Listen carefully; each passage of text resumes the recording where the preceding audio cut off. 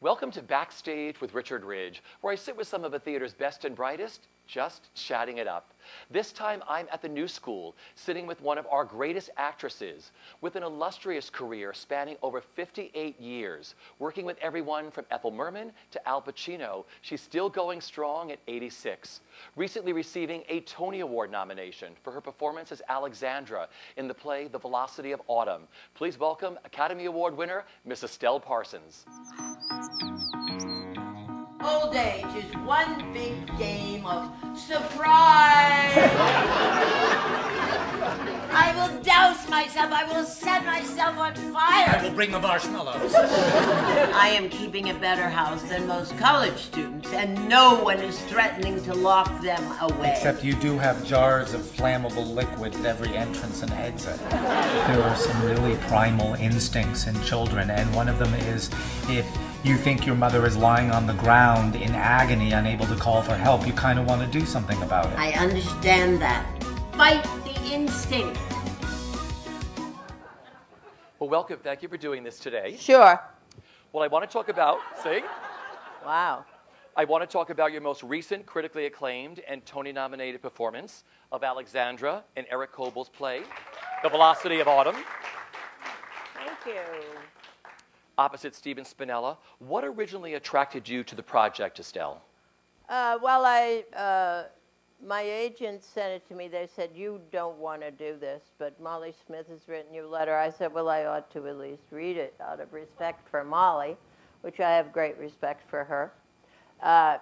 Didn't really know her. She came from Alaska, you know, to run the arena stage. So she came from, if you know Alaska, she comes from this little place, and there she is in Washington, D.C., with all the, you know, big guns down there, even though it's a company town. So I read 5 or 6 pages, and I thought the character was intriguing because I read a lot of plays about old people, and sentiment very easily overcomes us when we start thinking about parents and grandparents and old people.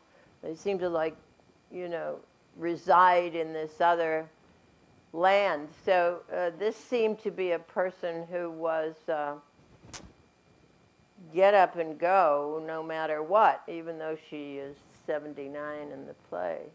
So I thought that would be interesting to play a character like that, because naturally I'm now trapped in these old lady characters.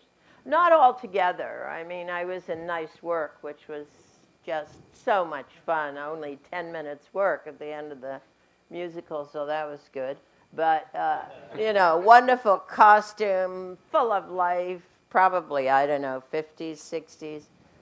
I guess of a certain age, that was all. So, but the old people parts, it's so interesting, and they're written by men, a lot of them, though I don't want to blame it on men because I haven't made a study of it, but, you know, oh, please read my play, and then there'll be like 2 or 3 old ladies, sisters or cousins left alone, the men are all gone, and there they sit in their dining room. I could probably tell you one play, and it'd be like 10 plays I've read in the last couple of years. So, and it remains, old age remains time that people don't particularly want to look at, or what is there to look at? I mean, now that people are, more and more people are living 80s, 90s, and so on up to 100, it's a piece of life that people are maybe forced to look at or maybe not, because we can all be sent or go voluntarily, which a lot of my friends have done, voluntarily gone to assisted living and so on, whatever all of that implies, and are very happy in these communities with other older people just like them, which, you know, the important thing in life is human relationships, believe it or not. So I don't blame my friends for going, because if they haven't got family left around and haven't got people to support them in the outside world, they have a wonderful community there and are thriving there, my brother-in-law for one, and friends and so on. So it's an interesting time, but probably only interesting to us oldies. Because who wants to look at it, you know? Who wants to look at it before they get there? Not too many people. Yeah. That was not an answer completely to your question. So I read 5 or 6 pages, and I thought she's really feisty, this person, and the premise of the play is. So probably, if I were a different person, I would have read the whole thing and said, oh, this play is faulty. This playwright is not really getting to what he's writing about.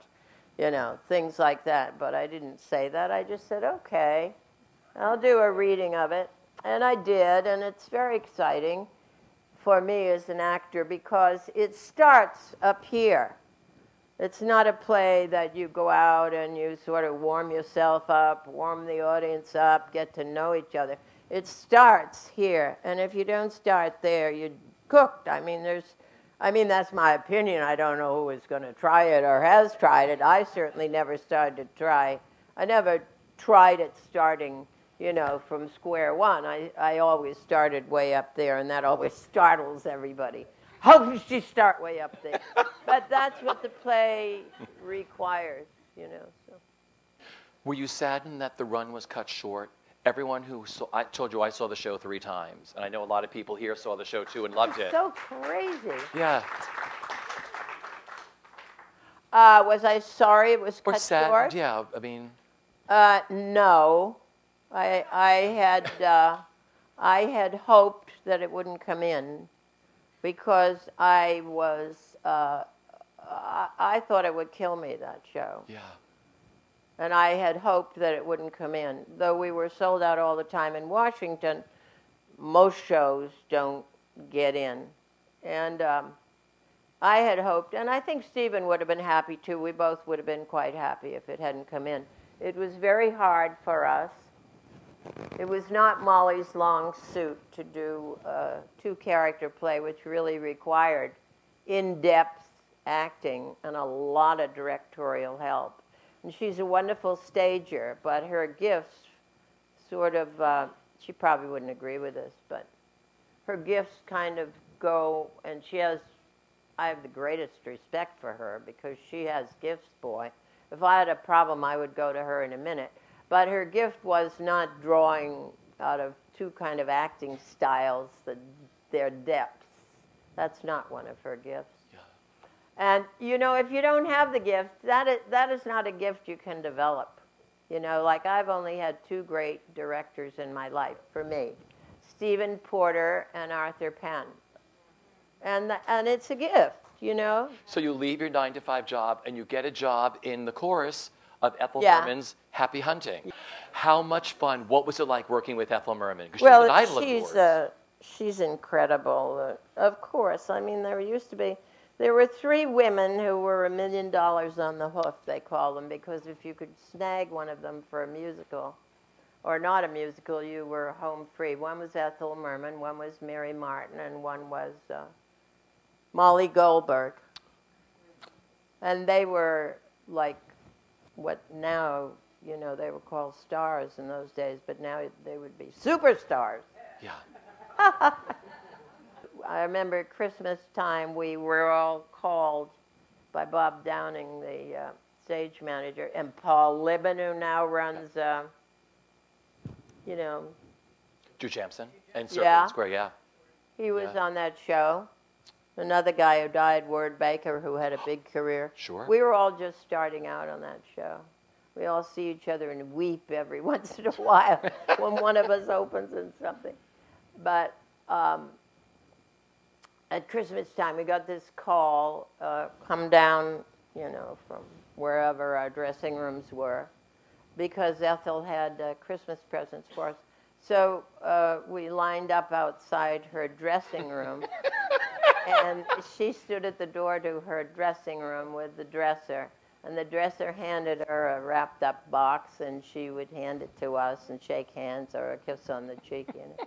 For everybody in the show, a little, I think it was talcum powder. Or is that what you call it? You know, a box of powder. But, you know, that's a lot better than a lot of stars. A lot of stars, you really don't see them from beginning to end, and that's cool too. Why should you? I mean, they're carrying a huge responsibility, and 8 shows a week is no joke in a musical, or even in a straight play if it's faulty, or even if it's good. Yeah.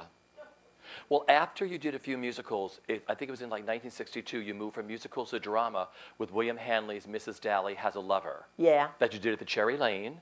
Yeah. And that show sort of put you on the acting map, didn't it, Estelle? Yes, it did.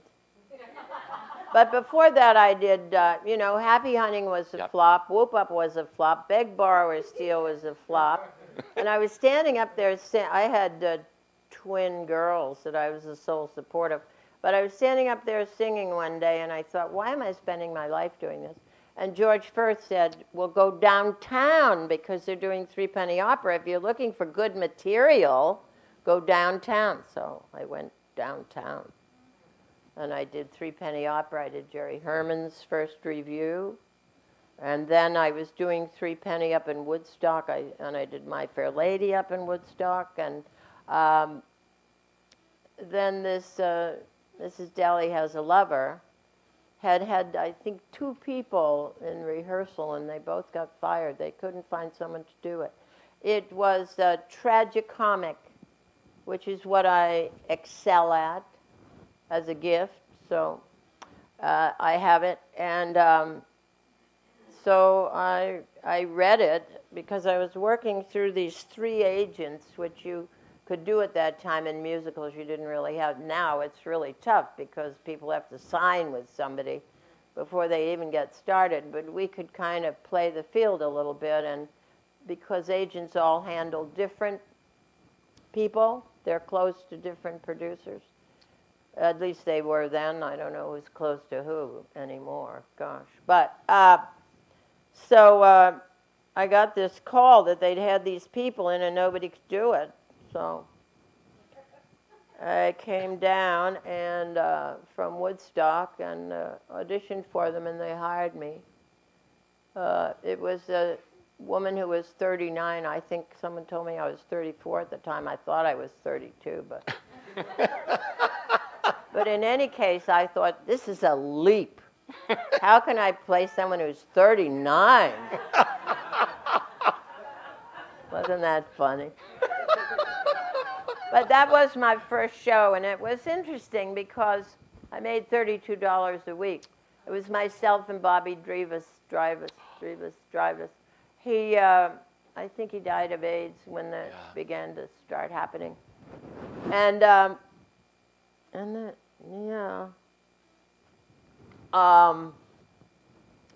I got very good reviews. I remember Edith Oliver, I think, in the New Yorker said something about reading poetry. I was so good at reading poetry because there was some poetry in it. It ran the gamut. It was a young man's story, and it had everything in it. I played the trombone in it. I read poetry in it. And I was actually a woman who lived in the Bronx or Queens with a taxi driver husband. So you see, it was some young man's fantasy of what somebody there might be. It was funny. Well, you went on to win the Academy Award for your wonderful performance of Blanche Barrow in Bonnie and Clyde. Yeah. For director Arthur Penn. How did the film come about for you?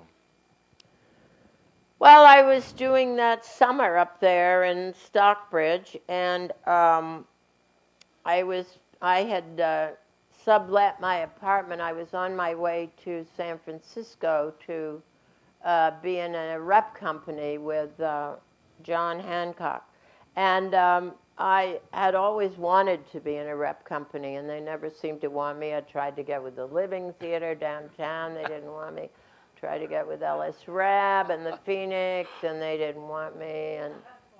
And so finally, I'd done a wonderful play of Coeur d'Alene's for John Hancock in New York, and he said, I'm going to start this rep company. I said, okay, yes.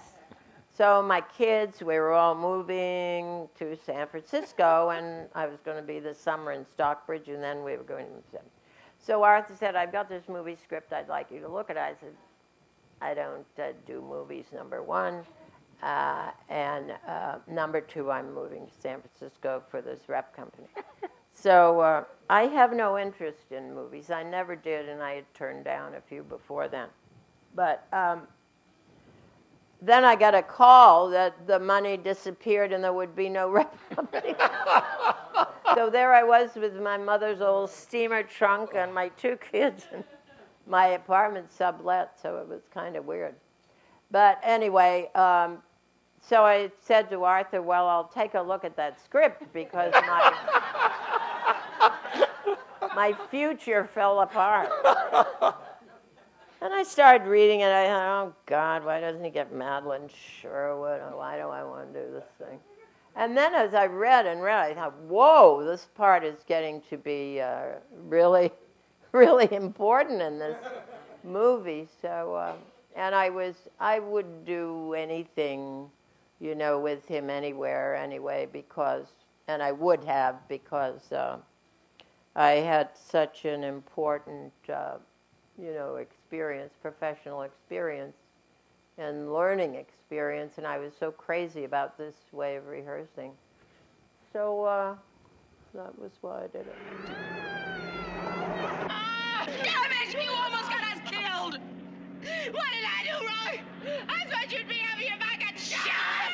Yeah, it would have saved us all a lot of trouble. But don't let that woman talk to me like that! You shouldn't have done that, Blanche. It was a dumb thing to do. Oh, but please, I didn't marry you to see you get shot at. Please, let's go. Let's leave. Let's get out of here and leave town. Please make us stop the car. Let us stop. I can't. I killed a guy. Now we're in this. Please! Just shut up! Just shut up your big mouth. At least do that much for you. Just shut up! Honey. Throughout your incredible career, you have appeared in plays by, listen to this list, Thornton Wilder, Tennessee Williams, Arthur Miller, Paul Zindel, Edward Albee, Robert Anderson, Alan Ayckbourn, Bertolt Brecht, Michael Christopher, Horton Foote, David Lindsay Abaire, Ira Levin, and many, many more. Wow, that's good. And that's just part of them. Isn't that great? When you hear those names, I mean, you've had this incredible career on stage. When you hear those names, what do you think of, Estelle? Well, I was mostly in their flops.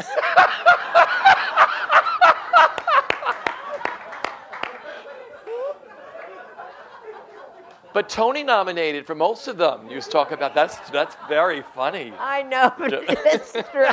I mean, I don't think anyone else. I think Tennessee Williams had asked Gwen Verdon and everybody else he could think of in New York before he got around to me, which is quite typical of people. They never get it. They have to get around to me. You know, I'm hardly anyone's first choice. Like that first play, I was like the third person who'd gone in on it.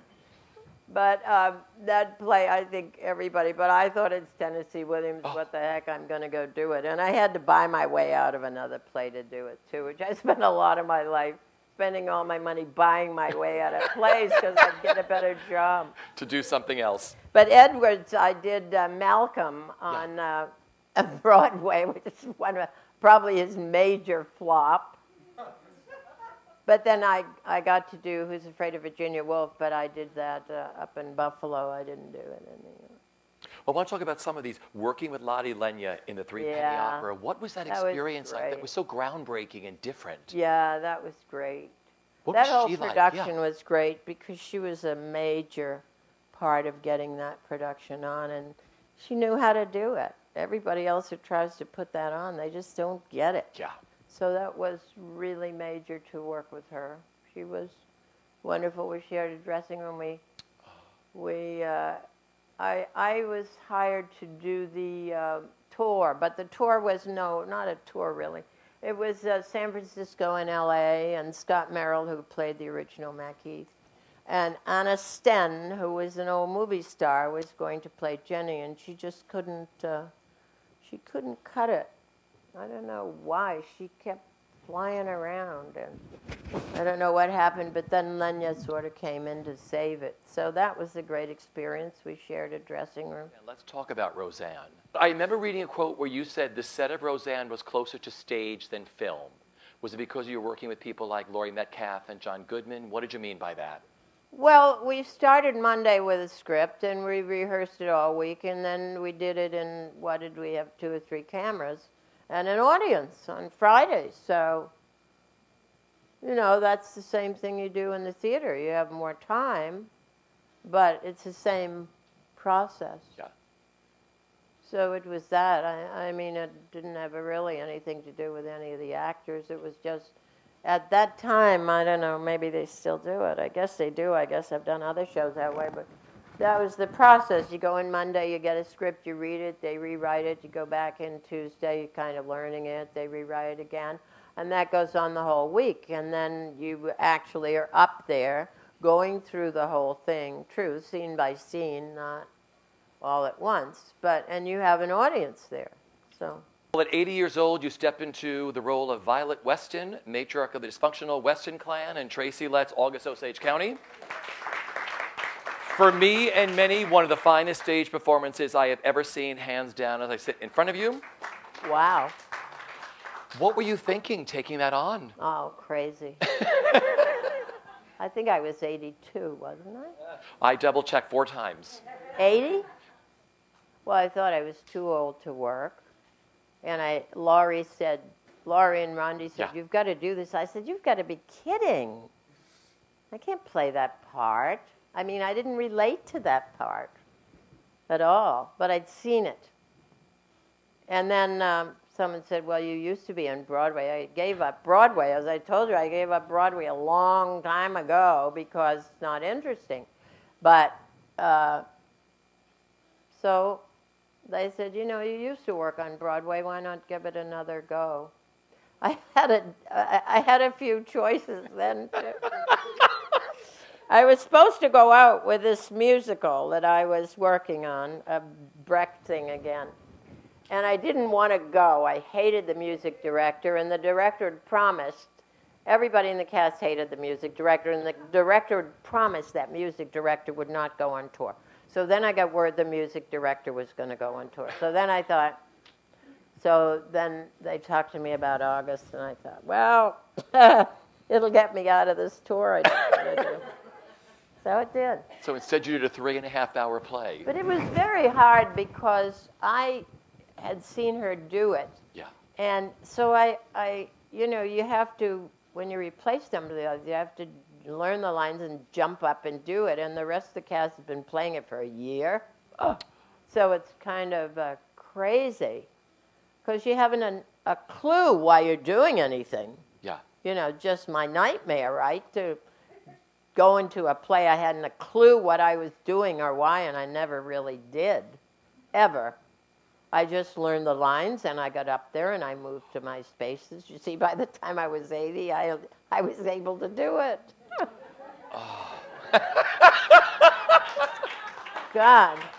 And all the time, I thought I was doing what she had done. People would say, oh, your performance is so different. And I would say, no, I'm doing just what I saw Deanne do. I'm just playing her performance. And they would say, no, you're not. No, you're not. Because you went in with like less than 3 weeks rehearsal. Yeah. Mostly with understudies, God. rehearsing it. Oh, yeah, and stage manager. Yeah. Not even a director. Wow. That's a nightmare. Yeah. It's a real nightmare. Brilliant, listen, right? People do it. People do it all the time, I guess. But it's really hard. Do you remember anything about that first night on stage in New York as Violet? Oh, yeah, I think I remember every anguished moment. In the first place, you know, I wasn't sure I could learn it. Yeah. Because people keep saying, oh, isn't it hard to learn lines when you get older? You know, and I would say, well, no, it hasn't been hard. But I mean, when people keep saying that to you every time you meet anybody who's under whatever, Isn't it hard to learn lines? Can you still learn lines? You know, you begin to think, oh, Jesus, maybe I better not learn the lines. It's true. People just really want you to get old, very bad. So I never was sure I could learn the lines. Well, of course I did. Yeah. And I was never sure I could do it and go up and down those stairs. And I did, so. You know, began talking about how you don't really love roles, but you look like you were loving playing Millicent Winter in Nice Work If You Can Get It, just the clothes. Oh. You did the musical, the Gershwin musical. I didn't know her name. It's that 10-minute role you had at the end, so beautifully dressed. Yeah. Yeah, that was great. Was it fun? Oh, yeah. I could get a laugh on every line. That's all I care about. How many lines can I get a laugh on with these schlocky jokes?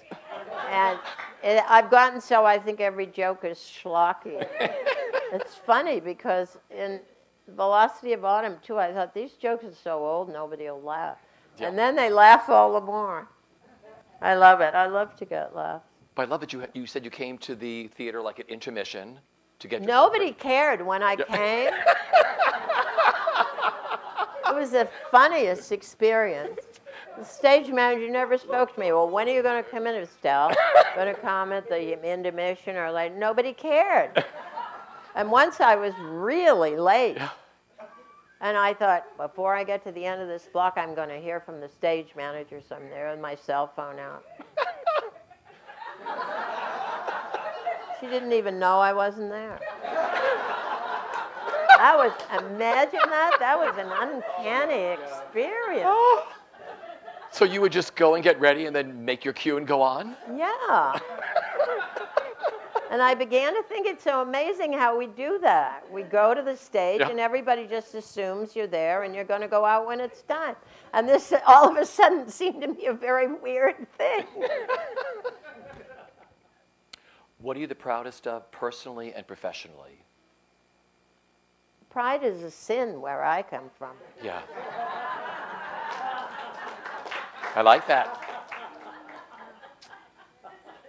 So I'm not really proud of anything. Okay. I think it's important for an artist to be humble. I think that's the #1 ingredient. I guess everybody would agree with that. And so I am humble. Probably to a fault, but what the heck. That's me. But I do think you need to have a full life. You know, you need to really, I said that before.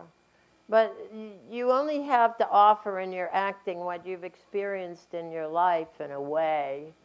You know, everything else is something that you're just dreaming up, which is important too. But I think you really need to have all kinds of experiences, and probably everybody in this room is very curious, and it's that curiosity for living that is so important, and not concentrating, I think, on concentrating on your profession, but concentrate on your life. I always think I'm a human being first and then an actress, but I could be something else maybe, you know. That's not something you have to be, but you are a human being, and that's what's important, to live life to the fullest, whatever that means for people. My final question is, what is the best bit of advice that you've been given that you live by? The best piece of advice that I've been given? Well, I don't really take advice. That's the best. I listen to myself. Yeah. All my life I've listened to what's inside me, and I think a lot of people have hated me for it too, even in my childhood, but I listen to what's coming up in here. Yeah. Yeah, don't you think so? Oh, yes. Well, I want to thank you for a Yeah, beautiful afternoon. thank you. Thank you.